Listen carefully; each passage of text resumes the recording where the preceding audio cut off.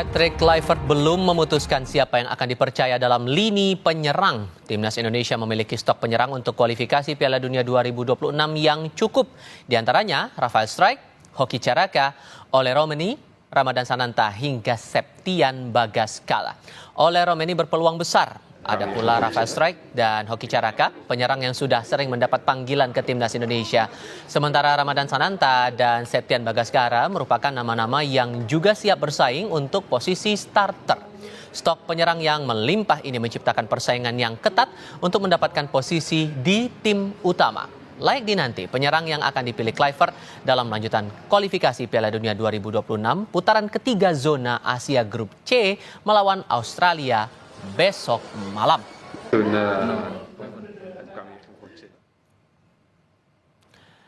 Sementara itu, laga Timnas Indonesia melawan Australia, Kluivert diprediksi akan menggunakan skema 3-4-1-2 dengan Marten Pas sebagai kiper utama, bukannya Emil Audero karena chemistry yang sudah terbangun dengan tim.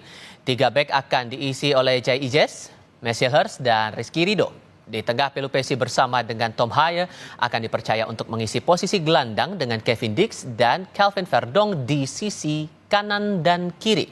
Marcelino akan berada di posisi gelandang serang. 2 posisi striker akan diisi oleh Romeni dan Septian Bagaskara. Posisi ini pun berpeluang diisi Rafael Struijk.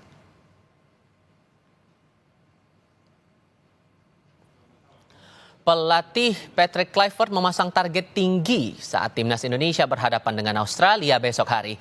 Bagi Kluivert, pertandingan ini adalah debutnya sebagai pelatih Timnas Indonesia. Pelatih asal Belanda itu bertekad meraih kemenangan. Jika Timnas meraih kemenangan, maka peluang lolos ke Piala Dunia 2026 akan semakin lebar.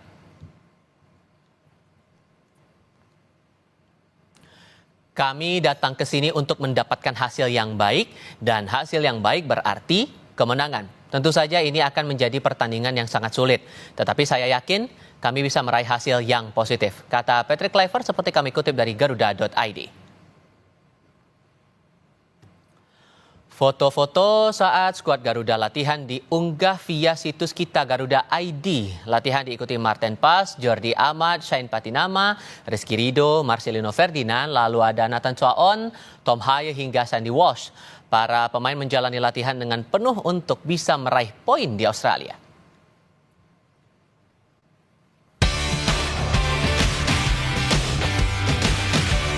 Skuad Garuda menunjukkan keyakinan tinggi jelang laga lawan Australia besok.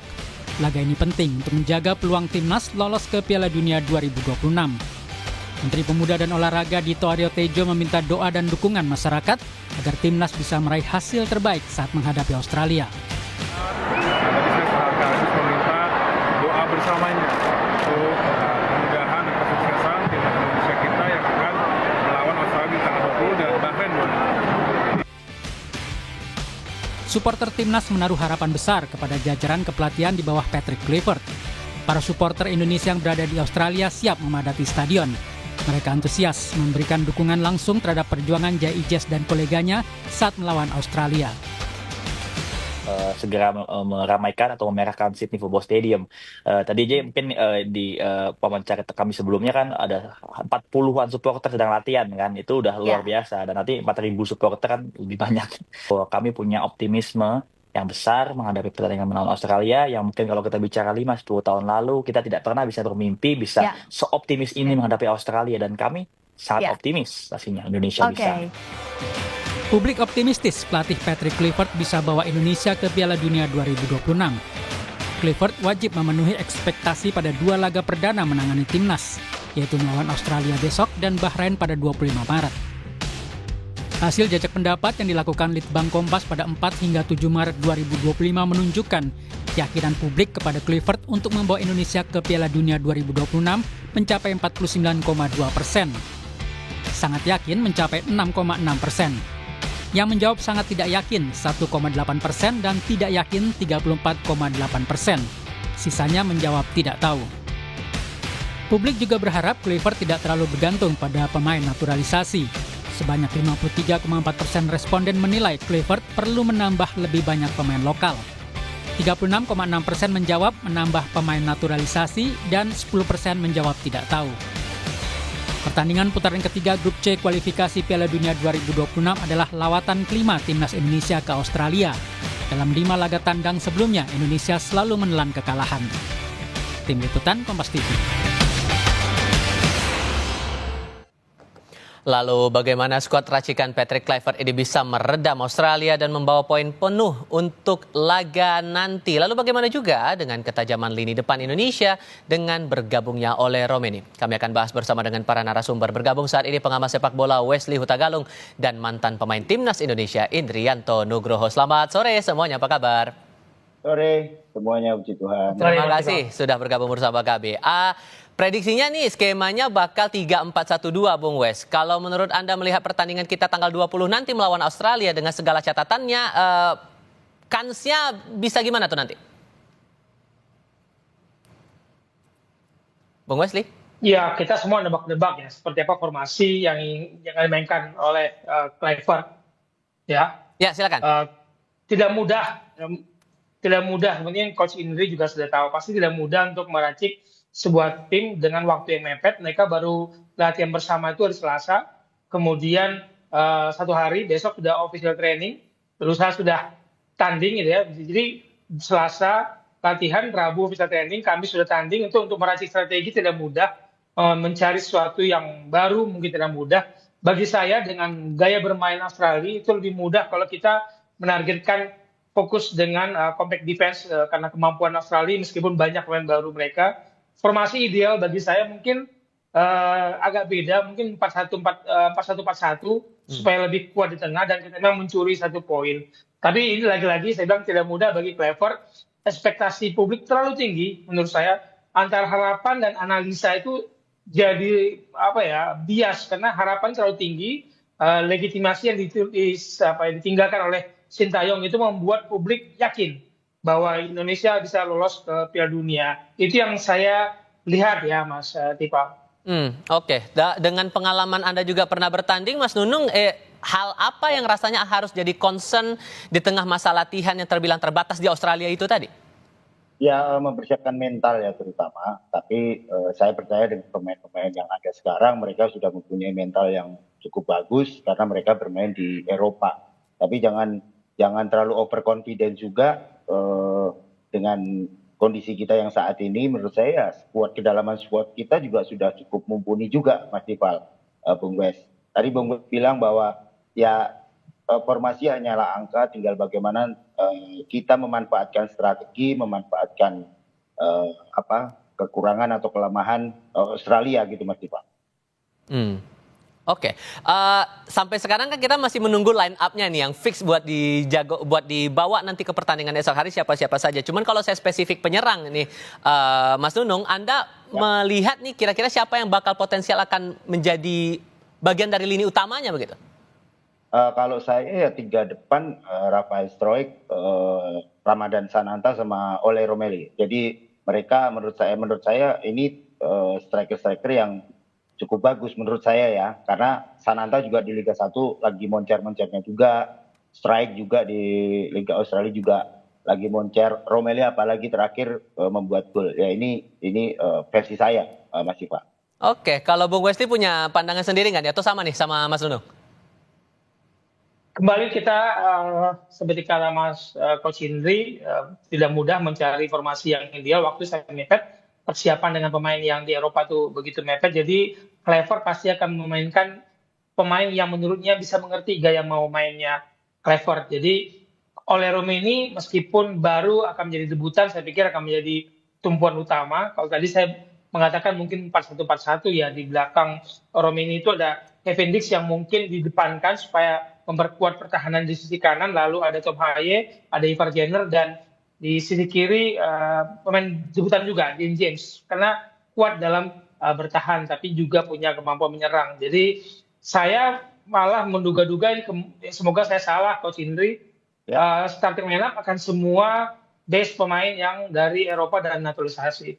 Oke, tapi kalau melihat kalau begitu nama Septian Bagaskara di depan tampaknya akan sulit untuk mengisi lini utama menurut Anda, Bung Wes? Iya, saya melihat gini ya, Patrick Kluivert belum pernah bekerjasama dengan Septian, kemudian bermain di Liga Indonesia dan bermain di Eropa itu pasti ada perbedaan gaya bermain yang dituntut waktu singkat untuk adaptasi, waktu singkat untuk chemistry. Jadi sebagai debutan mungkin tadi Ramadhan Samananta akan lebih dipercaya karena punya pengalaman bermain di tingkat internasional itu tidak mudah dilupakan, disingkirkan begitu saja. Mas Iqbal, pengalaman bermain internasional itu berbeda dengan di klub. Meskipun selalu ada potensi kejutan dan anggaplah dalam 100% itu ada potensi 10% kejutan. Itu kita tunggu siapa yang bisa mengambil 10% itu. Dan chemistry itu juga yang Anda cermati juga Mas Nunung, karena waktu yang singkat gimana bisa membangun soliditas itu lewat chemistry itu tadi. Dengan waktu yang singkat itu chemistry-nya mengebangunnya dengan cara gimana sih sebetulnya? Sebenarnya mereka juga sudah mempunyai naluri ya, bagaimana seorang pemain dengan masuk terus waktu mepet ya, mereka tinggal bagaimana komunikasi di luar dan di dalam lapangan, terutama di luar lapangan ya, bagaimana mereka harus mengerti satu sama dengan yang lainnya, harus sepaham juga gitu. Pak. Ya. Oke, tapi dengan tantangan sekarang, kalau melihat line up-nya Australia, mereka ada 8 pemain yang cedera, bahkan kabarnya netizen Australia bahkan mengomentari line up yang dibuat untuk timnas Australia melawan kita nanti di tanggal 20 Maret. Apakah ini jadi pertanda bahwa posisi kita aman, Mas Nunung, atau justru ada hal lain yang perlu dicermati juga di sini? Ini salah satu bagian dari psy war ya, jangan ini buat kita lengah, dan kita juga tetap harus waspada, apalagi pemain-pemain Australia pasti mereka akan memberikan yang terbaik karena mereka main di kandang. Dan kita juga jangan overconfident juga dengan adanya berita-berita tersebut, Mas Dipa. Walaupun kemudian ada pandangan-pandangan dari netizennya Australia dengan timnya mereka sendiri sedemikian, Bung Wesley, hal apa yang rasanya kita harus hati-hati di sini untuk melawan Australia nanti? Tetap saja saya melihat level kompetisi yang diikuti oleh para pemain Australia itu ada baik unggul di atas kita ya, meskipun ada 6 pemain yang cedera termasuk Harry Soter, Hayden Matthews. Di center back hampir banyak yang cedera, strikernya juga Mitchell Duke nggak dipanggil ya, Mitchell Duke nggak dipanggil. Saya pikir level kompetisi yang diikuti oleh para pemain Australia, meskipun itu bermain di Australia sendiri, itu wajib kita waspadai. Dan terutama pemain yang datang, yang berkompetisi di Australia kan tidak butuh waktu untuk melakukan penerbangan seperti halnya teman-temannya yang bermain di Eropa, termasuk pemain kita juga yang berkompetisi di Eropa, dan kita melakukan perjalanan dari Indonesia ke Australia. Jadi hal yang patut kita waspadai adalah kita fokus pada tim kita sendiri aja, kita fokus pada kemampuan kekuatan kita, dan pengalaman ketika Popovic sebagai pelatih baru Australia ini, mereka menang lawan Cina, kemudian seri ya, mampu lawan Jepang seri, melawan Arab Saudi seri, melawan Bahrain 2-2 kemarin.